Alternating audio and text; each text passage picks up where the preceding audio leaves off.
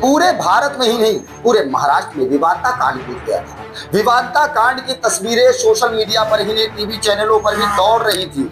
उस वक्त विवादता कांड के सोशल मीडिया या टीवी चैनल पे चेहरे दौड़ने वालों से एक चेहरा इनका भी था, बराबर ना जी। आज आपने उसी बीजेपी पार्टी के पदाधिकारियों से कह दिया कि मैं इस्तीफा दे रही हूँ, नहीं रहूंगी। ऐसा क्या आपके साथ हो गया और क्यों?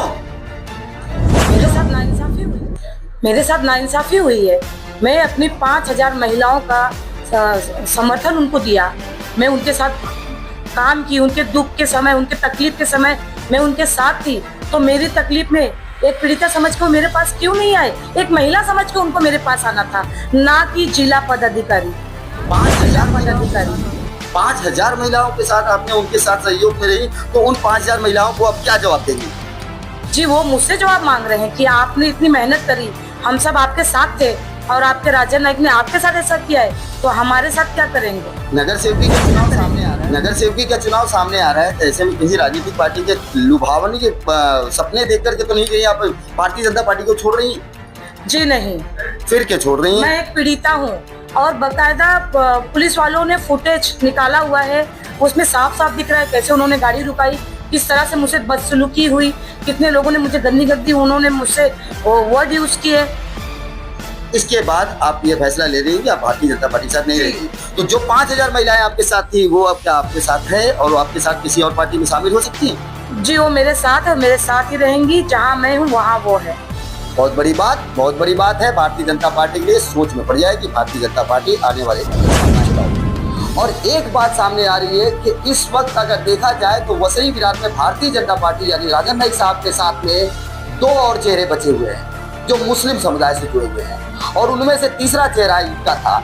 और इन्होंने अभी कह दिया कि मैं पार्टी से इस्तीफा दे दूंगी। तो कहीं ना कहीं ये दिख रहा है कि आने वाले नगर सेवकी के दौर में बीजेपी वाले कैसे मुस्लिम समुदाय से वोट मांगेंगे और अल्पसंख्यक समुदाय कैसे उन पर भरोसा करेगा। इनकलाब news live, the social media news platform. Please subscribe and share. नमस्कार दोस्तों, आप देख रहे हैं इनकलाब न्यूज़ लाइव में फारूक शाह, और इस वक्त मेरे साथ शाहीन जी है। वही शाहीन जी है जिनकी खबर मैंने चलाई थी और इन्होंने कहा था मेरे साथ विश्वासघात हुआ है, मुझे न्याय नहीं मिला, मेरे ही पदाधिकारियों ने मुझे धोखा दिया है। धोखे के बाद क्या इन्हें कामयाबी मिली? धोखे के बाद क्या इन्होंने अपनी FIR दर्ज करा के अपराधियों को सजा दिला दी? धोखे के बाद क्या आप नहीं धोखा करना चाहती? ये सवाल बनता है। तो आज इनसे बात करेंगे।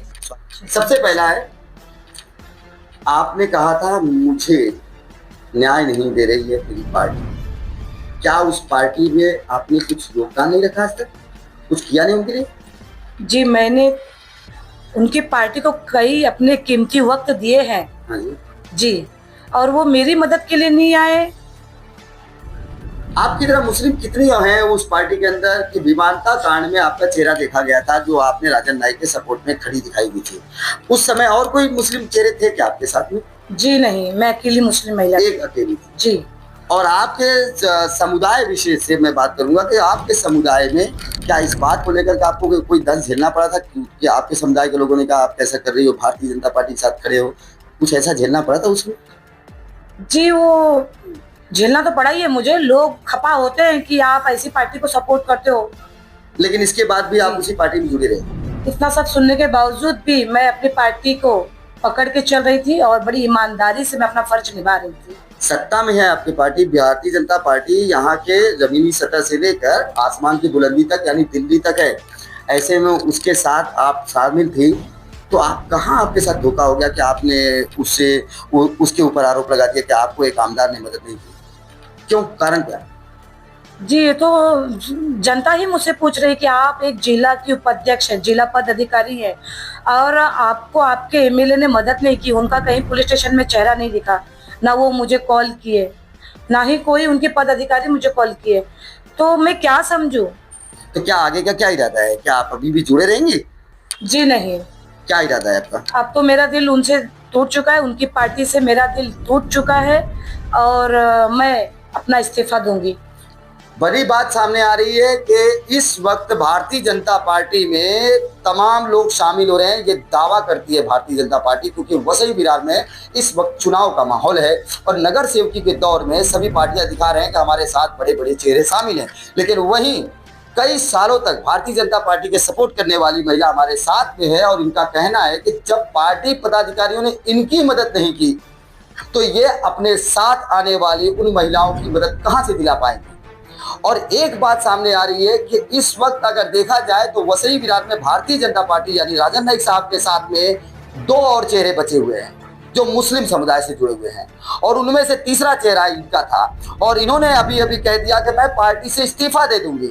तो कहीं ना कहीं ये दिख रहा है कि आने वाले नगर सेवकी के दौर में बीजेपी वाले कैसे मुस्लिम समुदाय से वोट मांगेंगे और अल्पसंख्यक समुदाय कैसे उन पर भरोसा करेगा। सिटी सर्वे की रिपोर्ट में इसी प्रकार से हम बेबाक खबरें लाते हैं और लाते रहेंगे। आप देख रहे हैं अगली खबर प्राप्त करने के लिए चैनल को सब्सक्राइब करें, लाइक करें और शेयर करें और सपोर्ट करें निःशुल्क पत्रकारिता का। जय हिंद, जय महाराष्ट्र।